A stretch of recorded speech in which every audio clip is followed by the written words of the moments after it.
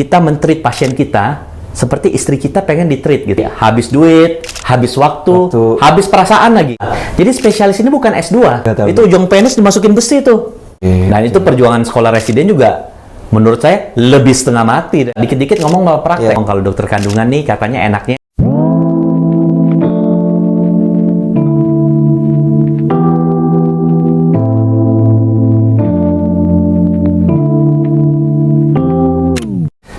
buat teman-teman yang penasaran bagaimana sih sebetulnya proses dan perjuangan panjang untuk menjadi seorang dokter spesialis, terutama dokter spesialis kandungan. Kali ini kita udah bersama salah satu narasumber gue yang keren, ganteng, dan juga udah pasti beliau adalah seorang dokter spesialis yang berkecimpung di dunia ini sudah lebih dari 10 tahun lamanya. Kita langsung aja perkenalkan dengan Dr. Ardiansyah Dara Syahrudin, SPOG, MKS. Yeay. Oke, Dr. Dara, terima kasih banyak dok. Ya, sama-sama Mas. Narasumber kita. Mudah-mudahan ini juga bisa bermanfaat untuk teman-teman yang siapa tahu di kedepannya pengen jadi seorang dokter spesialis kandungan. Oke, dokter, boleh tahu dulu nggak nih sebenarnya dokter prakteknya sekarang di mana aja sih dok? Iya, jadi sekarang ini saya praktek ada di 3 tempat. 3 tempat? Nah, cuman memang daerahnya masih deket-deketan lah ya. Itu di Rumah Sakit Siloam Semanggi, ya. Kemudian di Rumah Sakit Brawijaya Saharjo di Tebet. Oh, Tebet ya? Bukan yang di Kemang ya dok ya? Bukan, yang di Tebet yang paling baru lah Brawijayanya. Dan satu lagi di Rumah Sakit Mayapada Kuningan. Kuningan. Rasuna Said situ, dekat Pasar Festival. Oke. Gitu, jadi tempatnya deket-deket. Karena kalau dari dokter kandungan itu, kalau tempatnya jauh-jauh, terus kita ada emergensinya kan banyak nih, terutama orang mau melahirkan. Wah, itu nanti bingung tuh. Soalnya dulu saya ingat banget, saya pernah praktek juga di Mayapada Lebak Bulus. Oh, Lebak Bulus ya. Sebelum ada MRT. Iya, macet. Jadi kadang-kadang pasien datang kita ke sana udah mau melahirkan, nggak kekejar. Pasien poliklinik kita nggak dapat juga di Siloam. Jadi akhirnya nggak efektif menurut saya. Jadi ingat ya teman-teman ya, ada 3 nih dari Siloam. Ada Mayapada, satu lagi Siloam Semanggi, Mayapada Kuningan, Brawijaya Saharjo. Ntar kalau nggak dibilang Semanggi, datang ke Siloam yang lain repot nanti. Dok, kita boleh flashback dulu nggak ke berapa puluh tahun ke belakang gitu ya? Dokter tuh pas SMA deh, itu penjurusan pasti udah masuk IPA ya? Iya. Oke. Mata pelajaran apa sih dok yang dulu dokter paling menonjol dan emang dokter paling suka sebenarnya? Sejujurnya nggak ada. Nggak ada? Nggak ada. Saya dulu dari SMA Canisius ya. Ini SMA Katolik, isinya laki-laki semua. Kebanyakan teman-teman di situ itu lebih banyak fokus ke arah teknik atau bisnis. Jadi yang jadi dokter itu di angkatan saya bisa dihitung jari, dikit. Nah, cuman saya itu terinfluence dari keluarga, dari orang tua, om, tante. Jadi sebagai informasi, ayah saya saudara berlima. 5-5-nya dokter. 5-5-nya dokter. Terus punya ipar. 5-5-nya dokter juga. Nah, akhirnya saya jadi nggak bisa ngelihat yang lain. Memang kayaknya gede, saya harus jadi dokter. Nah, sehingga memang pada saat penjurusan, pada saat itu kan, pada saat zaman saya lulus tahun 97, itu nggak ada ilmu campuran gitu loh. Kan ada yang kalau nggak salah bisa IPC ya. Jadi cuma bisa IPA atau IPS. Makanya saya ngotot gimana caranya harus IPA. Di angkatan saya itu sebelum angkatan saya itu ada istilahnya FIS Bio SOS, Fisika, Biologi SOS dulu persis 1 tahun di atas saya. Jadi ada anak fisika, ada anak biologi, ada anak sosial. Yang bisa jadi masuk ke dokteran tuh fisika dan biologi. Tapi pas di saya tuh kurikulumnya berubah tuh. Jadi nggak pakai istilah FIS, Bio, SOS, Fisika, Biologi, Sosial, tapi sudah terbagi 2 menjadi IPA dan IPS. Kayaknya sampai sekarang kayak gitu ya. Nah, makanya pada saat itu saya bagaimana caranya itu harus IPA.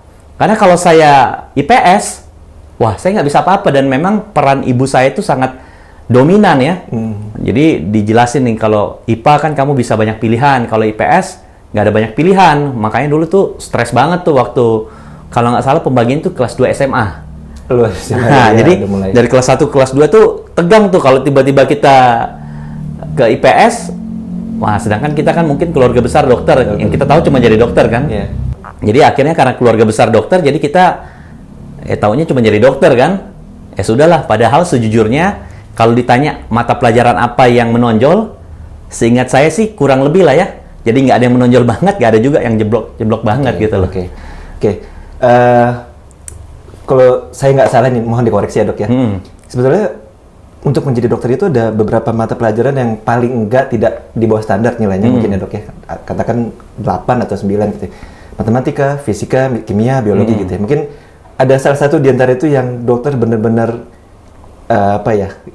ketika ngerjain soalnya atau kita ngerjain itu enjoy dan akhirnya kepake pada saat di kuliah. Ada nggak sih? Mungkin biologi. Biologi yang paling inti. Mungkin biologi, karena memang pada saat kita SMA kan dikait-kaitin lah ya. Mungkin yang suka biologi tuh kayaknya lebih cocok jadi dokter. Padahal sih sebenarnya enggak ya. Ya. Cuman biologi ini dibandingkan matematika, fisika, kimia, saya paling agak menarik itulah. Makanya pada saat itu saya mikir, jangan-jangan saya cocok juga nih jadi dokter nih. Pemikiran sederhana saya pada saat itu karena suka biologi, walaupun kalau ditanya jujur ya nggak suka banget juga lah, ya kan? Dulu sukanya main, nggak suka belajar. Oke, dan pas kuliah itu tahun berapa dok? Untuk ngambil kedokteran umum itu? Saya mulai kuliah tahun 97. Dari tahun 97 ya udah? Ya, jadi kan saya lulus SMA 97. Langsung masuk? Nah, masuk kan? Kan bedanya kalau kita SMA kan selalu dibilang tahun lulus kan? Iya. Makanya saya SMA angkatan 97. Oke. Tapi kalau kuliah kan tahun masuk kan? Masuk, ya. Makanya kuliah saya di Fakultas Kedokteran tuh kuliah di tahun 97. Saya kuliah di Fakultas Kedokteran Trisakti waktu itu. Waktu itu nggak mau kuliah di luar Jakarta. Jadi pada saat itu saya cuman pengen... Trisakti itu di mana dok ya? Di Grogol. Grogol ya. Jadi dulu waktu itu kan istilahnya UMPTN. Ya kan? Kayak sekarang apa sih istilahnya? SMB ya? PSMB. SNPTN ya sekarang ya? Ya, kalau dulu UMPTN. Ya.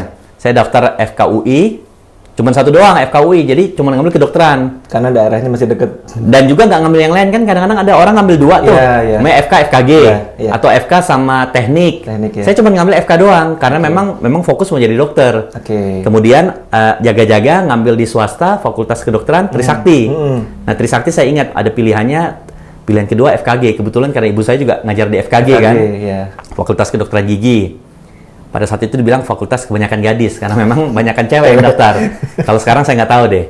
Jadi daftar FKUI, alhamdulillah nggak keterima tuh. Nah, akhirnya keterima Trisakti.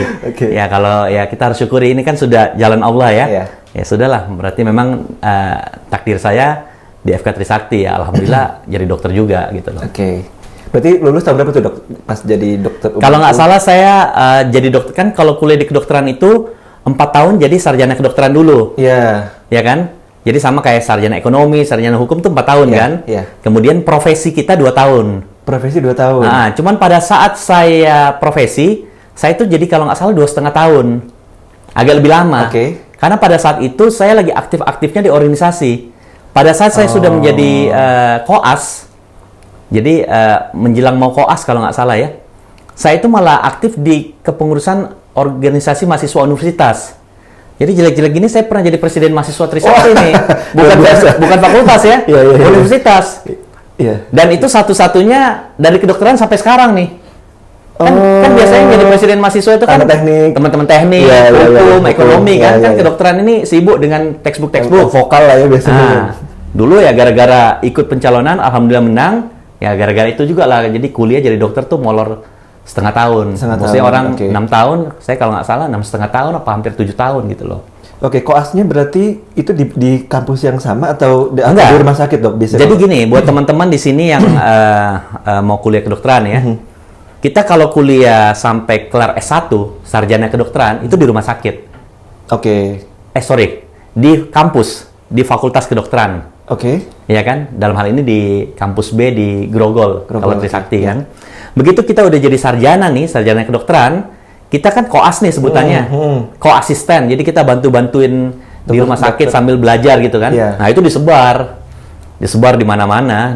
Ada kayak saya dulu bagian forensik tuh di RSCM, di Rumah Sakit Fatmawati. Dulu saya sering di Rumah Sakit Fatmawati, Jakarta Selatan. Pernah juga di Budi Asi. Dibagi-bagi di mana-mana lah. Seperti itu supaya kita harus melewati serangkaian siklus. kelar, barulah kita disumpah jadi dokter. Oke. Nah, kurang lebih muter itu, kurang lebih 2 tahun tuh. Oh. Kalau mulus. Kalau mulus. Kalau nggak lulus, atau umpamanya udah kelar dari bagian ini, mau masuk bagian lain, ternyata bagian tersebut tuh penuh. Kita ngantri lagi. Jadi makanya jadi dokter itu, Mas, itu banyak suka dukanya. Bagian lain juga banyak suka dukanya. Ini lebih banyak lagi. Oke. Jadi habis duit, habis waktu, habis perasaan lagi. udah cepet-cepet sekolah di siklus ini ya, makanya kita masuk bagian bedah. Udah lulus nih. Habis itu mau masuk bagian bagian kandungan. Ternyata penuh. Nunggu dulu. Nah, itu kan buang waktu. Penuhnya ini karena faktor apa ya, Dok? Maksudnya? Karena kurangnya lahan.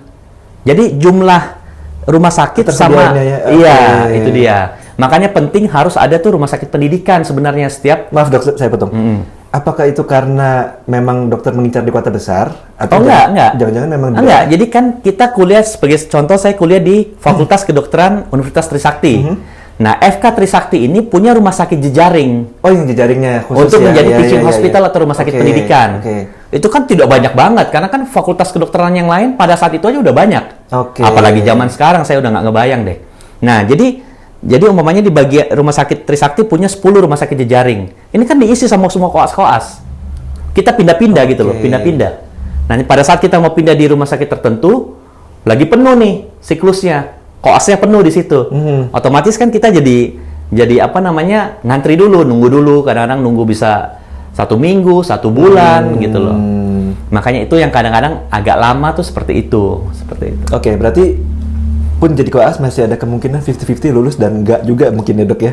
Lah, teman-teman saya yang udah jadi koas kemudian nggak jadi dokter juga ada. Ada juga ya, Dok? Iya. Satu mungkin karena kelamaan nunggunya. Dia iseng-iseng praktek.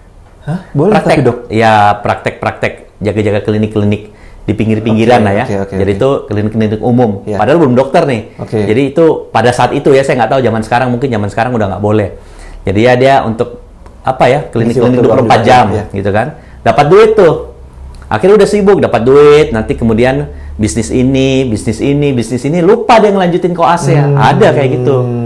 Belum lagi tiba-tiba kalau mamanya udah kawin. Oke, berarti ada faktor-faktor mungkin justru jatuhnya ke internal ya, Dok ya, internal masing-masing mahasiswanya sendiri ya, ketika dia nggak lulus ya tadi kasihkan kerja, ada yang bahkan udah menikah. Betul. Jadi itu memang support sistem penting juga tuh, terutama keluarga. Karena mungkin Mas Fadil nih ya, mungkin yang bukan dari bidang kedokteran, umumnya kuliah di ekonomi atau di hukum atau di teknik, kan orang taunya kuliah 4 tahun kelar kerja. Orang tua tuh taunya gitu kan. Jadi makanya kadang-kadang kalau orang tuanya itu nggak paham, kadang-kadang bingung, ini anak kok sekolah melulu, kan biaya terus tuh kalau sekolah. Sehingga saya menyadari ada sahabat dekat saya, orang tuanya tuh kayak begitu, kan kamu udah sarjana, tapi baru sarjana kedokteran, belum jadi dokter. Akhirnya dia mau nggak mau praktek-praktek juga, jaga-jaga klinik lah istilahnya, untuk kehidupan dia juga gitu loh. Karena kan orang tua kan ada batasannya tuh, kadang-kadang mensupport anaknya. Belum lagi kalau anaknya banyak. Makanya kan pemerintah ideal tuh anak 2-3 kan. Kalau anak banyak ya resikonya biaya makin besar gitu loh. Mas Fadil anaknya? 2. Oh 2 ya, cocok ya. Kan sama dokter juga. 2 ya. Nah itu udah ideal tuh. Oke. Ya mudah-mudahan cukup 2, Dok. Oke, Dok, lanjut. Ketika udah lulus gitu ya, jadi selesai koas gitu ya, kemudian apa sih, Dok, gelar yang diambil? Kemudian apakah dokter setelah itu boleh langsung praktek secara resmi atau ada tahapan lainnya sebelum itu? Pas jadi koas? Ya, setelah lulus dari... jadi begitu kita lulus koas kan kita gelarnya dokter. Ya, pada saat itu kita udah boleh bekerja setelah disumpah dokter. Sumpah dokter, kita ngurus surat tanda registrasi, kita udah bekerja sebagai dokter umum. Kalau dokter-dokter sekarang nggak kayak begitu. Dokter sekarang itu begitu dia kelar, dia harus melewati lagi proses yang namanya internship. Jadi kalau zaman dulu tuh barangkali mirip-mirip namanya PTT. Di daerah? Iya, kebagi-bagi lah. Tergantung posisi di mana. Kalau dia mau di daerah Jakarta dan di Jawa, ngantrinya panjang. Makanya biasanya kan orang ngambil umumnya di Lubuk Banggai, di mana di Lampung yang kira-kira nggak banyak antrian. Jadi biar cepat, kan prinsipnya orang ini udah sekolah kelamaan. Bayangin sarjana ekonomi, insinyur, sarjana teknik, ya kan sarjana ekonomi sekolah 4 tahun. Kita udah 6 tahun, tambah lagi, masih harus lagi ngantri internship kurang lebih 7 tahun. Ya kan coba bayangin mau bagaimana nih 7 tahun, orang lain teman-teman kita udah Kerja kita masih sekolah melulu. Dan magang nggak boleh berpenghasilan berarti dok? Atau ya? Iya, tidak ada penghasilan. Kecuali kalau yang memang dia kreatif, dia jaga-jaga klinik. Ya kan? Dia jaga klinik, segala macam tuh. Saya juga sempat dulu ikut-ikutan lah ya, jaga-jaga klinik. Ada pasien suntik KB, pasien kecelakaan lah, jatuh kecelakaan lalu lintas, jahit-jahit yang ringan-ringan, dapat duit tuh. Nah itu lumayan tuh, ada pemasukan. Jadi itulah suka dukanya sebenarnya yang banyak orang nggak paham. Kadang-kadang kan orang lihat kita pada saat sudah seperti ini gitu kan. Iya, betul. Tapi perjalanannya itu, waduh, itu setengah mati tuh. Betul, betul, dok. Dan setelah menjadi dokter umum, dokter praktek di mana pertama kali waktu itu, dok? Waktu itu saya ingat, saya karena ada dari Trisakti, dulu sempat juga dikirim ke Banyu Asi di daerah Ujung Kulon. Ujung Kulon? Dekat situ, ya kan, Banyu Asi di situ. Kemudian nggak lama, saya daftar pendidikan dokter spesialis. Oh langsung ya dok ya? Ya, di zaman saya ini agak beruntung nih. Di zaman saya ini begitu saya kelar, belum ada internship. Terus nomor 2, tidak wajib lagi PTT.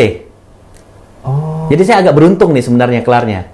Ya kan, jadi begitu saya kelar, tidak ada internship, belum ada internship. Internship itu setahun nih kita dikirim ke daerah. Mirip-mirip PTT. Kalau sekarang nih, sekarang teman-teman yang jadi dokter sekarang, istilahnya internship. Begitu dia kelar jadi dokter, dia dikirim 1 tahun. Tempatnya dimanapun yang buka gitu loh. Nah kalau dia mau di Jakarta, antrian banyak. Jadi biasanya mereka cari-cari tempat yang cepat lah, kayak di mana Lubuk Banggai, di mana Sulawesi, di mana ya kan. Biasanya itu nggak ngantrinya nggak lama. Begitu kelar setahun balik, udah dia bisa praktek sebagai dokter, gitu loh. Zaman dulu PTT, memang agak berbeda tapi mirip-mirip. Mirip-mirip ya. Pas zaman saya PTT dihapus, tidak wajib, masih ada tapi nggak wajib, internship belum ada. Jadi saya begitu kelar, ke Banyu Asi dan segala macam nggak lama, terus saya daftar sekolah. Ini juga sebenarnya saya di support sama ayah saya. Jadi kebetulan ayah saya juga dokter. Nah ayah saya ini sebenarnya, ayah saya dokter THT. Oh THT. Telinga, hidung, tenggorokan. Nah tapi ayah ini sebenarnya dokter militer, CKM, Korps Kesehatan Militer ya. Pangkat terakhirnya kolonel. Jadi sebenarnya dulu saya tuh pengen daftar Wamil juga, PAPK, perwira karir, ya kan. Sempat sudah mau ngambil sama teman saya tuh, sekarang dia sudah letkol kalau nggak salah tuh. Jadi pas mau ngambil, ayah saya marah. Ayah saya bilang, ngapain kamu mau jadi tentara? Kamu ini kan dokter, jadi dokter itu lebih bagus fokus jadi dokter. Kalau beliau katanya dulu, masuk jadi tentara supaya ada bantuan lah kalau mau sekolah lagi. Karena ayah saya kan saudara berlima, ya kan anak paling tua. Jadi ayah saya dulu masuk tentara supaya ada kesempatan untuk disekolahkan spesialis. Nah waktu itu ayah saya ingat banget, kan papa ini sudah mau bantu kamu nih untuk sekolah, kamu manfaatin itu. Wah saya pikir ya benar juga ya. Akhirnya saya nggak jadi. Saya ngelanjutin tes pendidikan dokter spesialis. Pada saat itu sebenarnya saya pilihannya 2. Saya pengen jadi dokter ortopedi bedah tulang, atau dokter kandungan. Karena waktu saya koas dulu, saya terkesan banget sama bedah tulang itu. Bedah tulang ya. Nah, cuman ya entah bagaimana lah ceritanya, akhirnya jadi dokter kandungan. Karena saya ingat banget dulu ada teman saya ngomong kalau dokter kandungan nih katanya enaknya ada pasien poliklinik juga, ada pasien operasi juga. Kalau dokter bedah ini kan mungkin lebih dominan operasi ya. Terus kedua, dokter kandungan ini tidak selamanya orang sakit. Kayak orang melahirkan kan ini bukan orang sakit kan. Jadi kita ketemu pasien tuh tidak selalu dalam keadaan pasien tuh lagi sakit, susah gitu. Jadi katanya auranya juga beda. Saya pikir-pikir ya benar juga kali ya. Sama kayak dokter kosmetik. Sorry, lampu mati. Oke, jadi kayak dokter kosmetik kan, dokter kecantikan. Kan orang yang ke dia itu nggak semua orang sakit. Jadi kan beda gitu ya. Nah, jadi saya mikir-mikir, cuman kan kalau dokter kosmetik... Ya, jadi kenapa saya akhirnya memilih bagian kandungan? Karena itu tadi, apa namanya, saya mikir-mikir ya tidak selamanya orang sakit kan. Jadi ada orang melahirkan dan segala macam. Dan itu sebenarnya menyenangkan juga gitu ya. Kita ngelihat orang baru lahir. Apalagi waktu saya dulu tugas dikirim ke Wamena, ke Papua. Nah, itu banyak sekali tuh orang di sana ngasih nama anak dia nama saya. Entah Ardiansyah. Tapi satu yang menurut saya sangat out of the box. Kalau umpamanya dia ngomong, dokter, izinkah dokter, ini kasih nama anaknya nama dokter, boleh? Boleh. Dokter nama panggil siapa? Ian. kasih nama Ian ya, dikasih masuk. Nama Ardiansyah, tapi Ardiansyah cuma satu, banyak kan Ian. Karena orang ini kan. Tapi satu yang saya benar-benar masih ingat sampai sekarang, dia nanya, dokter lahir bulan apakah? Bulan Oktober. Pas saya tanda tangan ini, namanya Oktober. Tapi lahir kan di bulan Oktober. Dia namanya Oktober segitu, siapa? Ya, segitu berkesannya dokter. Nah, itu berkesan. Jadi apa ya, kita ngerasa ya namanya nolong persalinan ya. Jadi kan ada keterikatan emosional lah di situ kan.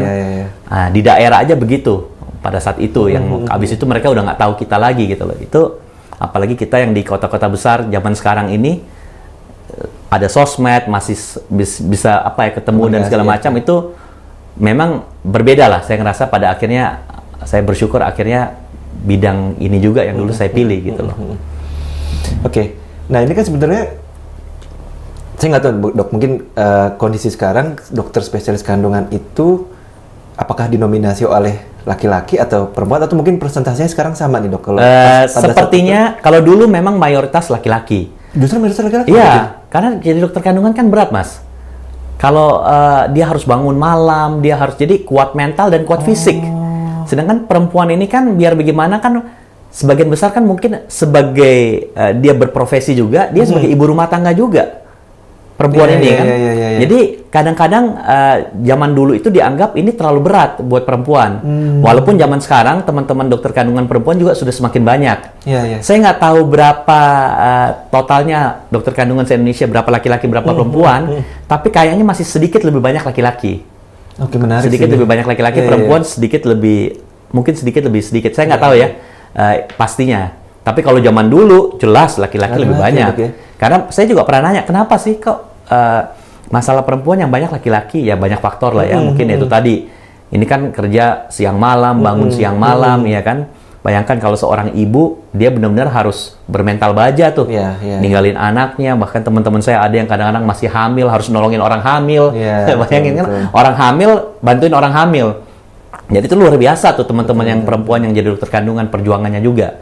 Nah makanya kalau laki-laki mungkin sedikit lebih apa ya, secara fisik barangkali lebih kuat, secara mental juga barangkali lebih ini ya, dan mungkin kalau laki-laki itu kan barangkali ini pandangan saya ya, kalau perempuan kan kadang-kadang dia masih membayangkan dirinya juga gitu kan, ya kan, sama kayak kita umpamanya lihat orang operasi batu apa namanya, kayak Pak SBY itu prostat. Prostat. Umpamanya kan kayak kita lihat orang operasi prostat, tahu nggak operasi prostat gimana? Nggak tahu. Itu ujung penis dimasukin besi tuh. Iya kan, ke dalam dipecahin tuh prostatnya. Ngelihat itu aja lutut saya kayak mau rontok gitu loh. Iya kan? Karena apa? Karena kita terlalu emosional. Barangkali perempuan juga begitu kan. Jadi kalau saya ke perempuan, saya kan tidak ada yang seperti itu kan. Begitu juga barangkali kalau dokter perempuan melakukan operasi prostat itu, dia mungkin tidak terlalu se-emosional kita. Nah, itu juga barangkali pandangan saya. Walaupun sekali lagi bukan berarti teman-teman dokter kandungan yang perempuan enggak ya, yang sekarang, yang zaman-zaman sekarang yang masih muda bermental baja juga banyak gitu loh. Karena lucunya persepsi di masyarakat, dan ini bahkan dari orang-orang terdekat saya dok ya, mereka ketika saya tanya lebih nyaman mana, ke dokter kandungan laki-laki atau perempuan? Kalau saya sih pengennya ke dokter perempuan. Kenapa? Karena kan saya dibuka-buka auratnya apa segala macam gitu. Nah itu lucu sebenarnya. Sedangkan yang sebagian lain, saya mah yang mana aja, yang penting dokternya komunikatif apa segala macam gitu. Jadi lucu sih, ada beberapa beda pendapat gitu. Preference pemilihan dokter kandungan itu macam-macam ya. Ada yang mungkin lebih nyaman karena sesama gender. Ada yang merasa mungkin itu tadi, mungkin saya yang penting dokternya nih cocok sama saya. Cocok itu kan termasuk komunikatif, bisa satu frekuensi seperti itu. Ada juga kalau saya waktu itu contohnya dari istri saya. Jadi istri saya ini pada saat mau melahirkan itu nggak sama saya, tapi saya bawa ke om saya, ya kan, om saya. Jadi kita cuman pada akhirnya kan kita operasi berdua. Cuman pada waktu itu saya tanya sama istri saya, kenapa kamu mau ke om ini atau ada teman saya ibu-ibu perempuan? Udah ke om ini aja deh. Oh gitu ya. Nggak mau sama yang perempuan, kan saya takutnya juga jangan-jangan dia pengennya mungkin sama om nggak enak kan. Nggak apa-apa sama om ini, saya soalnya merasa om ini kayak bapak sendiri, jadi dia ada perasaan kayak apa ya, mungkin sebagai bapaknya gitu yang jagain dia. Jadi artinya apa, memang pasien ini beda-beda, dia punya isi kepala kan. Nah, jadi kita tidak ada masalah. Kalau bagi saya intinya, prinsip saya pokoknya satu, sebisa mungkin kita men-treat pasien kita seperti istri kita pengen di-treat gitu loh. Ya kan? Jadi kita, atau ibu kita, atau anak kita, jadi sebisa mungkin seperti itu. Jadi kalau kita pengen istri kita diperhatiin, kita lakukan itu seperti itu pasien kita. Karena istri saya pernah jadi pasien kan? Bagaimana saya lihat om saya tuh nanya ini gimana? Ini gini-gini, iya gini-gini. Nah, saya tahu, saya aja senang lihat ada dokter kayak begitu ke istri saya. Barangkali nanti kalau saya punya pasien, dia juga akan sama, kurang lebih seperti saya kan? Nah, kurang lebih seperti itu. Iya, ini menarik sih dok. Tadi baru mau saya tanyain, jadi karena saya juga punya pengalaman dan istri saya sebagai pasien dokter darah gitu ya. Dokter itu salah satu dokter yang one of the best lah, dok. Bisa saya bilang. Kenapa? Ketika menjelaskan dokter tuh detail, menenangkan, dan juga bahasanya mudah dipahami gitu. Saya baru tadi mau nanya, dokter belajar dari siapa? Gitu. Karena menarik loh, karena nggak semua dokter bisa melakukan hal itu ya, karena ada yang... Iya, jadi memang saya ingat pada saat kita sekolah, kita tuh tidak ada ilmu komunikasi itu sangat sedikit. Nah, beruntung memang pada saat zaman-zaman saya pada saat zaman-zaman saya bertumbuh lah begitu, terutama di Fakultas Kedokteran, saya cukup banyak bermain tidak cuma sama teman-teman dokter. Kayak waktu itulah, pernah aktif di universitas, aktif di luar, pernah juga ikut Abang None, kayak gitu-gitulah, ya kan? Jadi, itu semua membuka wawasan kita gitu, bahwa kan kadang-kadang kalau kita bergaul di lingkungan yang sama, kita bahasanya gitu-gitu aja. Ya kan? Kalau semua dokter, terus kita, akhirnya kita ngomong bahasa-bahasa kedokteran, tapi kita lupa kadang-kadang lawan kita tuh bukan dokter. Nah, dengan kita banyak teman yang bukan dokter, mungkin kita udah lebih terbiasa. Mungkin lebih terbiasa untuk pakai bahasa mereka. Dan ternyata ini berguna pada saat saya praktek sekarang ini. Jadi saya kadang-kadang sudah lebih terbiasa untuk ngomong bahasa orang awam. Kan kadang-kadang ada orang dia karena terbiasa ngomong bahasa-bahasa medis, kebawa gitu kan. Nah, seperti itu. Akhirnya susah dimengerti sama pasien. Maksudnya apa ya? Sampai dokter lucu gitu, sampai kita nggak ngerti namanya placenta previa. Itu apa ya dok? Dokter jelasin panjang lebar, kita nggak ngerti. Akhirnya dokter gemes ngambil kertas sama pulpen. Jadi begini ya. Oh, dulu placenta previa ya? Iya, jadi placenta previa waktu itu. Oh iya, placenta letaknya di bawah. Ada kistanya juga waktu itu dok. Iya. Jadi wah udah, dan terus terang secara psikologis kita sebagai pasien gitu udah tinggal pasrah, tinggal doa. Tapi dokter terus support gitu bahwa udah kita nggak bisa ngapa-ngapain, yang penting doa terus, makan yang bagus, apa segala, istirahat cukup. Karena placenta previa memang nggak ada cara lain selain operasi. Iya. Oke dok, kita lanjut lagi. Untuk ngambil spesialis sendiri berapa lama sih dok? 4 tahun minimal. 4 tahun? Saya kira 2 tahun dok. Oh, nggak ada. 2 tahun itu magister. Magister ya? Iya, kayak saya ini magister kesehatan, itu 2 tahun. Saya kan ada MKes, itu 2 tahun. Oh iya, dan itu MKes juga ya dok ya? Iya, cuman pada saat saya, itu ada program yang namanya Combined Degree. Jadi saya sekolah spesialis, sekaligus juga sekolah S2. Jadi spesialis ini bukan S2. Spesialis ini adalah perjalanan profesi. Pemfokusan gitu ya dok ya? Ya, jadi dia bukan S2 ya, dia bukan gelar akademik, dia gelar profesi. Nah, gelar akademik S1, S2 itu adalah MKes, kayak saya ini MKes, atau MM, Magister Manajemen, MH, Magister Hukum. Itu S2. Ya kan? Nah, kalau karena ada juga orang SPOG contohnya kayak saya, tapi dia bukan S2, dia SPOG doang. Nanti pada saat dia umumnya mau sekolah lagi, mau ngambil jadi doktor, dia harus sekolah S2 dulu. Baru abis itu dia ambil dokter. Nah, pada saat saya itu ada program pilihan. Mau sekaligus combined degree, begitu kelar kita dapat gelar SPOG, dokter kandungan, dan MKes, atau enggak. Nah, dulu saya ngambil.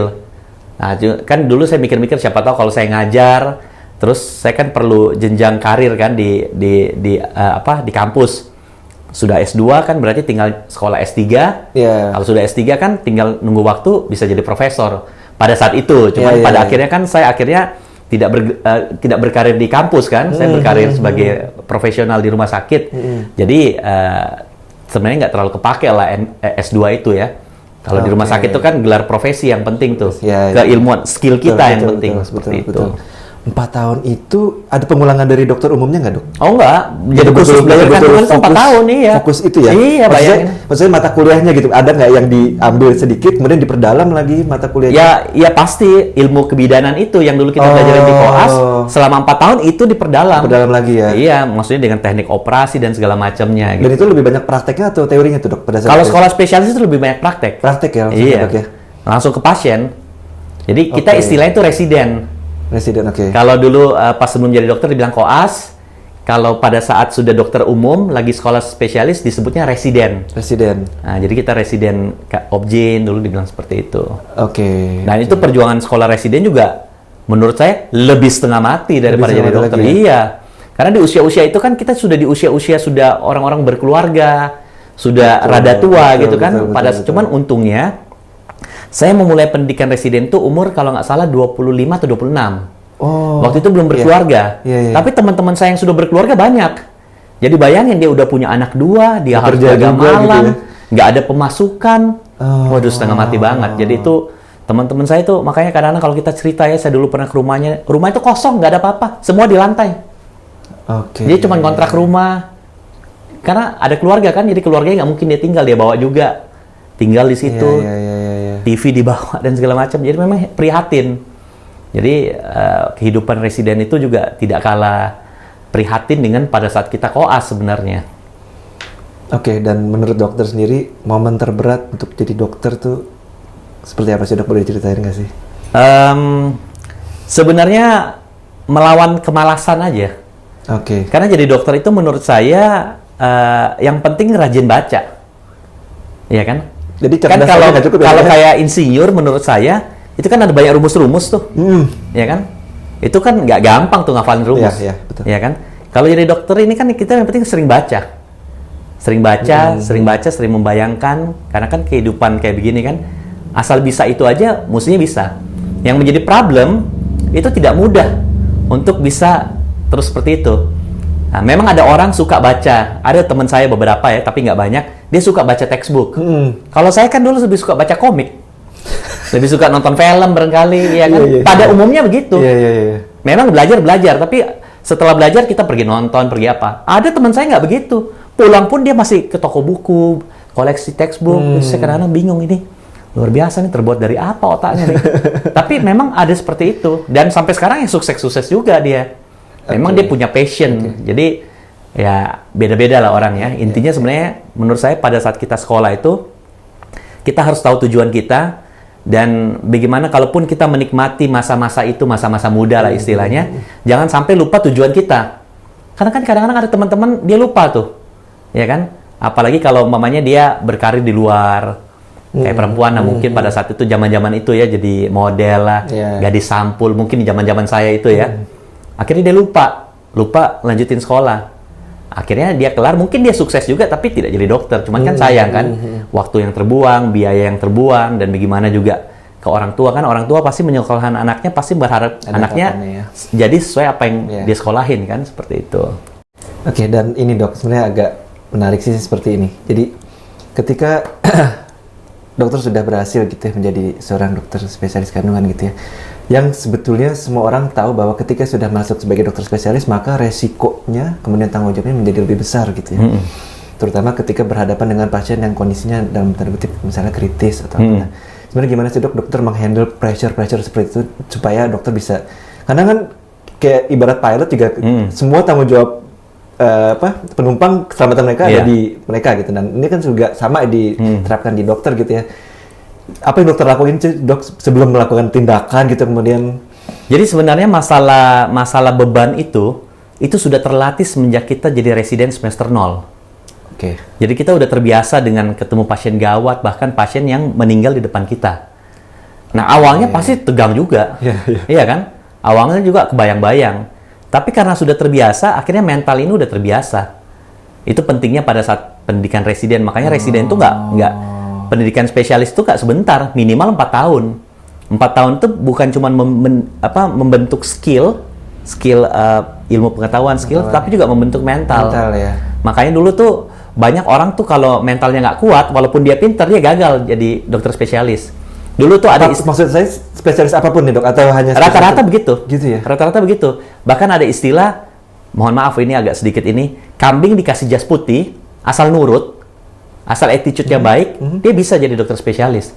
Daripada dia pinter tapi terlalu banyak ngomong, attitude-nya kurang dan segala macam, mungkin dia terlalu bagaimana lah, kalau dia ngomong apa dia nggak tahu kapan dia harus ngomong, kapan dia harus diam. Itu bisa aja nggak jadi sekolah tuh, nggak jadi lulus.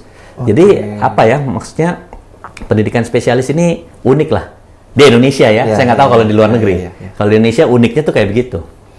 Oke, berarti memang sudah dibiasakan. Ada target nggak sih dok? Misalnya mengoperasi orang seminggu sekali dalam, maksudnya kan karena kita ada lah jelas. Kayak kita kan pas baru masuk tuh harus target nolong persalinan berapa banyak, ini harus berapa banyak. Ada lah target-targetnya itu.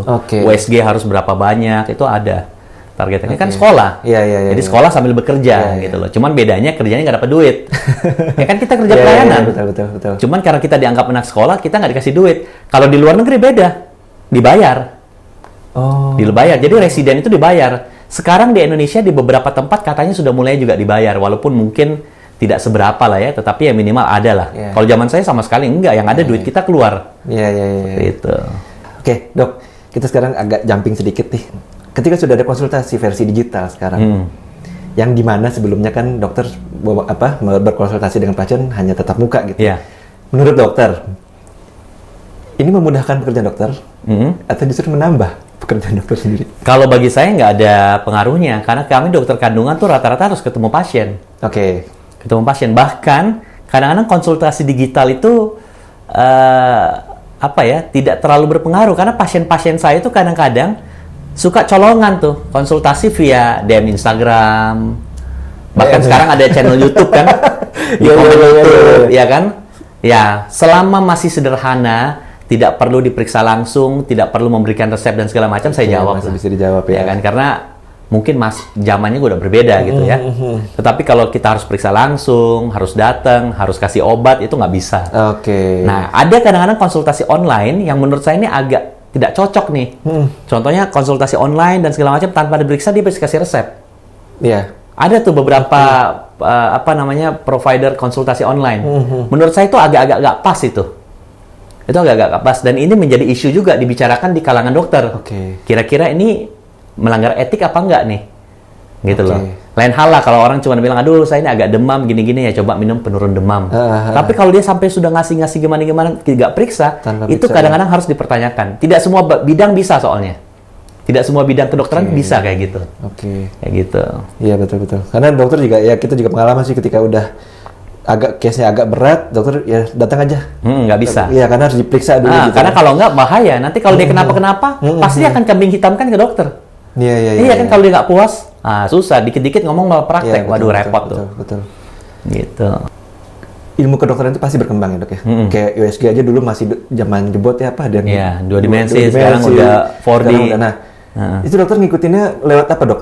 Training kah, seminar? Pasti. Atau ada. Kalau di bidang kedokteran terutama ya, yang namanya seminar, kongres dan segala macam workshop, itu sering banget. Sifatnya wajib nggak dok?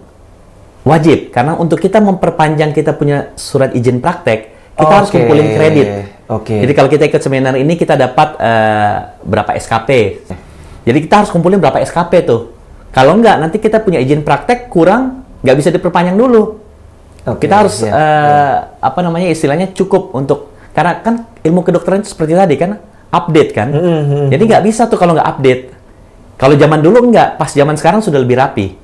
Jadi harus sering mengikuti kongres dan segala macam, workshop, training, supaya nambahin SKP, supaya nanti itu berguna untuk keseharian kita juga, dan untuk kalau kita mau perpanjang surat izin praktek kita. Biasanya ada sertifikat ya dok ya? Pasti kan per 5 tahun.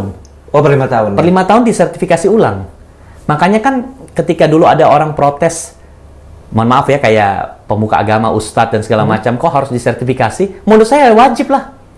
Karena apakah bertambah? Loh iya kan, jangan sampai nanti ilmu dia nggak benar, dia ngomong nggak benar, itu bisa bikin masalah di masyarakat. Betul. Dokter begitu. Jadi mestinya kita tuh tenaga-tenaga profesional, tenaga pendidik harus disertifikasi. Dosen juga begitu kok. Iya. Kalau ilmunya ilmu lama, dia nggak ngikutin susah. Iya kan? Nah kalau di bidang kedokteran jelas nggak bisa itu. jelas nggak bisa. Oke. Gitu. Oke, dokter, terakhir nih dok, tips buat teman-teman yang mau jadi dokter spesialis kandungan. Ya. Monggo dok. Jadi buat teman-teman nih ya, mungkin di sini ada yang pertama mau jadi dokter. Pertama harus menyadari sekolah dokter itu sekolah yang panjang, long life study. Jadi kita tuh nggak bisa buru-buru. Harus suka dulu deh, harus suka dulu. Minimal nonton-nonton film-film dokter dulu gitu loh.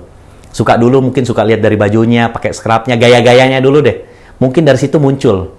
Terus kalau ada yang bilang, aduh saya takut ngelihat darah. Saya pun dulu takut lihat darah. Makanya saya dulu mau jadi dokter anak. Kan dokter anak tuh gak ada operasi-operasi. Tapi begitu saya koas, loh kok saya kayaknya lebih suka di kamar operasi. Nah, jadi nggak usah takut tuh kalau masalah lihat darah dan segala macam.